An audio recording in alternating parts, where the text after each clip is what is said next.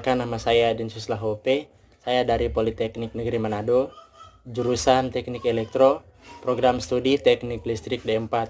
Pada video ini, saya akan menjelaskan sebuah jurnal yang telah dibuat oleh Yuri, Eri, dan Viera.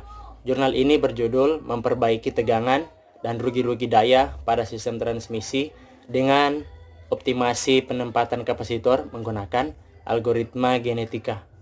Nah, jurnal ini dibuat di Kota Padang. Lebih tepatnya lagi, dibuat di Fakultas Teknik, jurusan Teknik Elektro, Fakultas Andalas. Jurnal ini merupakan jurnal nasional, volume 5, nomor 2. Dan kemudian halaman dari jurnal ini adalah 290 sampai 296. Genetika. Nah, semoga dari video ini atau penjelasan dari saya dapat tersampaikan apa yang sudah dibuat pada jurnal ini. Baiklah, kita akan masuk pada materi, yaitu menjelaskan tentang memperbaiki tegangan dan rugi-rugi daya sistem transmisi dengan optimasi penempatan kapasitor menggunakan algoritma genetika. Nah, sebelumnya saya akan menjelaskan mengenai rugi-rugi daya. Apa itu rugi-rugi daya? Rugi-rugi daya itu adalah berkurangnya suatu daya listrik dari sisi kirim hingga mencapai sisi terima. Misalnya, pada sisi pengirim membangkitkan tenaga listrik yaitu sebesar 380 volt, serta pada saat mencapai sisi terima, tegangan tersebut sudah tidak mencapai lagi, misalnya sudah 220 volt. Nah, itu terjadi karena penyebab rugi-rugi daya, yaitu yang pertama adalah panjang penghantar. Semakin panjang kawat penghantar, maka semakin besar rugi-rugi daya yang akan terjadi.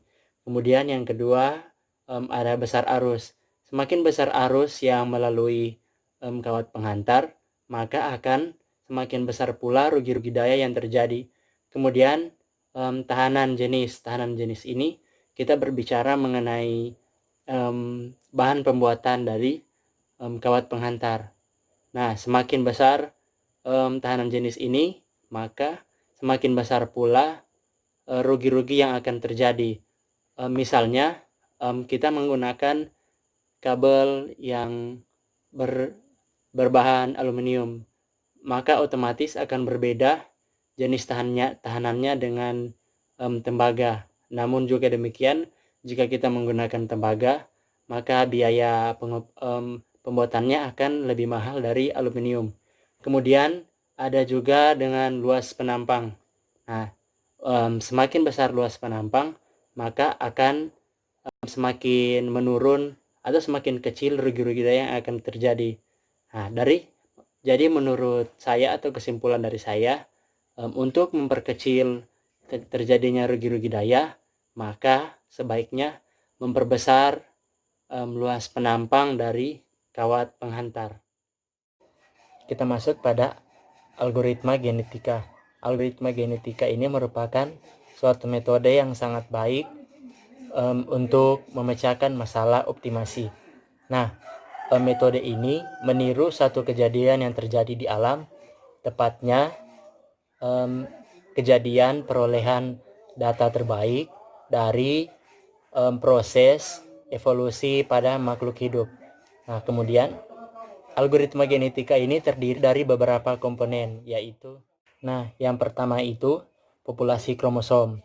Populasi kromosom itu pada studi ini merupakan suatu kombinasi dari tata letak kapasitor dan ukuran kapasitor. Kemudian yang kedua adalah evaluasi. Evaluasi ini untuk mendapatkan suatu nilai yang disebut dengan nilai fitness. Nilai fitness dari kromosom. Nilai ini menunjukkan tingkat bertahan hidup dari suatu kromosom. Pada studi ini, nilai fitness ini adalah rugi-rugi daya yang diperoleh dari metode Newton-Raphson. Kemudian yang ketiga adalah linear fitness ranking. Linear fitness ranking merupakan penskalaan dan pengurutan nilai fitness dari yang terbesar hingga yang terkecil. Nah, yang keempat adalah elitisme. Elitisme ini untuk menjaga kromosom agar tidak rusak dengan cara dikopi dan kemudian disimpan. Kemudian yang kelima adalah seleksi roda Rowlatt. Seleksi ini untuk memilih kromosom yang menjadi induk dalam pindah silang. Kemudian yang keenam adalah pindah silang. Pindah silang untuk mengombinasikan dua buah kromosom. Kemudian yang ketujuh adalah mutasi. Mutasi merupakan proses pengubahan komposisi yang ada pada kromosom yang ada di dalam kromosom untuk hasil keturunan yang lebih baik. Yang kedelapan adalah populasi baru akan membentuk generasi baru dan siap untuk dievaluasi kembali. Kemudian berikut adalah parameter-parameter dari algoritma genetika, yaitu yang pertama adalah ukuran populasi, kemudian yang kedua jumlah generasi atau max gain, dan ketiga probabilitas crossover, dan yang terakhir keempat probabilitas mutasi. Baiklah, berikut saya akan menjelaskan tentang aliran daya dengan menggunakan metode Newton-Raphson. Metode ini lebih cepat mencapai nilai konvergen sehingga proses iterasi yang berlangsung lebih sedikit, tetapi proses iterasinya memerlukan waktu yang lebih lama. Nah, proses metode Newton-Raphson ini menggunakan dasar dari metode Newton-Raphson ini, yaitu dalam penyelesaian aliran daya adalah menggunakan Dirac-Taylor untuk suatu fungsi dengan dua variabel lebih. Kemudian metode Newton-Raphson menyelesaikan masalah aliran daya dengan menggunakan suatu set persamaan non-linear untuk menghitung besarnya tegangan tiap busbar. Baiklah, saya akan membahas tentang studi aliran daya dengan menggunakan metode Newton-Raphson. Pada penelitian yang saya bahas ini menggunakan metode pembangkitan beban dan penyaluran sistem tenaga listrik yang diambil dari Sumatera Barat. Nah, yang terdiri dari 20 busbar. Dari analisa aliran daya ini akan terlihat rugi-rugi daya yang ada pada saluran. Nah, kemudian ada dua tahapan yang dilakukan, yaitu yang pertama menganalisa tanpa menggunakan kapasitor. Kemudian yang kedua menganalisa dengan menggunakan kapasitor pada busbar-busbar yang sebelumnya sudah ditentukan oleh peneliti. Nah, kemudian setelah hasil diperoleh hasil dibandingkan untuk melihat perbedaan serta mengetahui rugi-rugi daya yang terjadi. Nah, sekarang saya akan membahas tentang penentuan penempatan kapasitor dengan menggunakan algoritma genetik. Nah, pada penggunaan algoritma genetik untuk penempatan kapasitor, kemungkinan terjadinya kawin silang dan mutasi merupakan faktor yang paling penting dalam penentuan penempatan kapasitor ini. Kawin silang diterapkan pada seluruh populasi dan efek pencarian hingga mencapai maksimum. Biasanya peluang kawin silang antara 0,7 sampai dengan 1,0. Bahkan ada juga yang menetapkan nilai kawin silang antara 0,6 sampai 0,9. Kemudian operator mutasi menjaga penyebaran dalam populasi dengan probabilitas yang kecil. Pada umumnya hanya ada satu mutasi pada setiap string atau gen dan nilainya pun kecil, sekitar 1 dibagi dengan jumlah gen. Nah, kemudian berikut adalah langkah-langkah dari penempatan kapasitor yang dilakukan oleh peneliti. Nah, yang pertama yaitu adalah menetapkan nilai awal dan nilai parameter dengan menggunakan metode jumlah kromosom dan jumlah gen, nilai P-cross dan P-mut. Berikut tabelnya dapat kita simak. Nah, kemudian yang kedua, jumlah gen merupakan jumlah busbar yang dipakai pada sistem tenaga listrik. Dan yang ketiga, membandingkan untuk menentukan kromosom terbaik yang dihasilkan dari setiap percobaan. Nah, kemudian langkah yang keempat adalah pemilihan kromosom yang akan digunakan sebagai parameter optimasi. Nah, langkah yang terakhir yang kelima adalah setelah kromosom terbaik diperoleh, selanjutnya membandingkan hasil aliran daya yang terjadi. Setelah proses algoritma genetik dilakukan, akan terlihat perbedaan antara rugi-rugi daya yang terjadi sebelum dengan sesudah pemasangan kapasitor. Nah, kemudian kita akan masuk pada hasil dan pembahasan jurnal yang saya bahas ini. Nah, data yang dibutuhkan untuk menghitung aliran daya dengan metode Newton-Raphson adalah tegangan yang terjadi pada saluran, kemudian susu tegangan, resistansi, kemudian reaktansi, tipe busbar, besarnya daya pembangkit, dan besarnya beban yang terjadi. Data sistem tenaga listrik sumber yang digunakan seperti tabel berikut ini. Dari hasil aliran daya, terdapat beberapa busbar yang sudah melebihi tegangan dari tegangan yang diizinkan oleh PLN.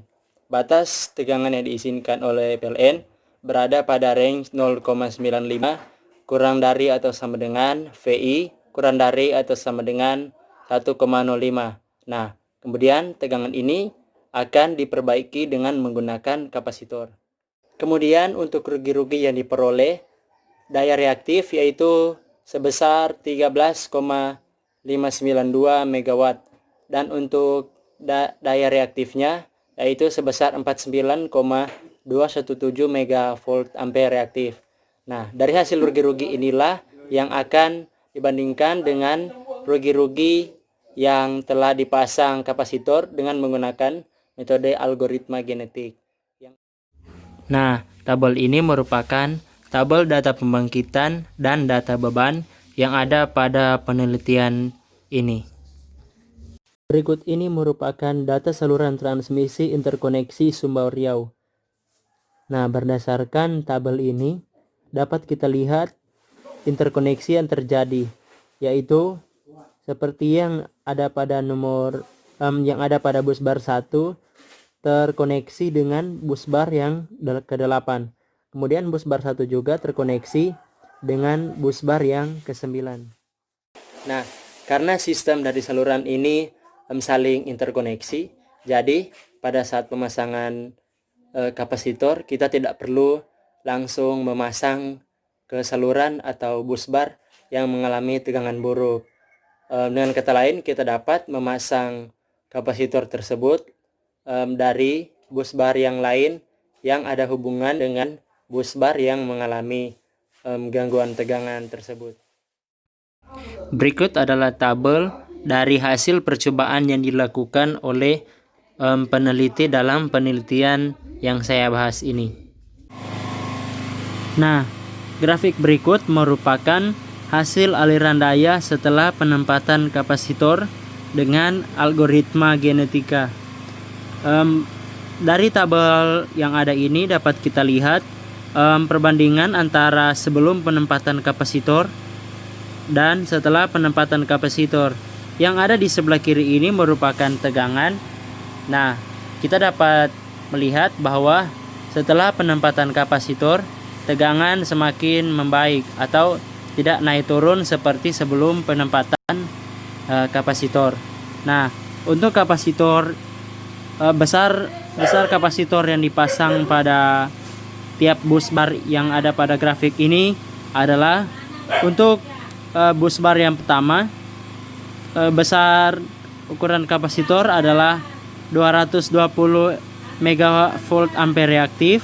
Kemudian untuk yang 3 sebesar 20, yang 5 sebesar 290, yang ke-7 sebesar 220, yang ke-11 sebesar 220, dan untuk yang ke-13 290, Kemudian yang ke-15 290 dan ke-17 350 dan untuk bus bar yang terakhir adalah 290.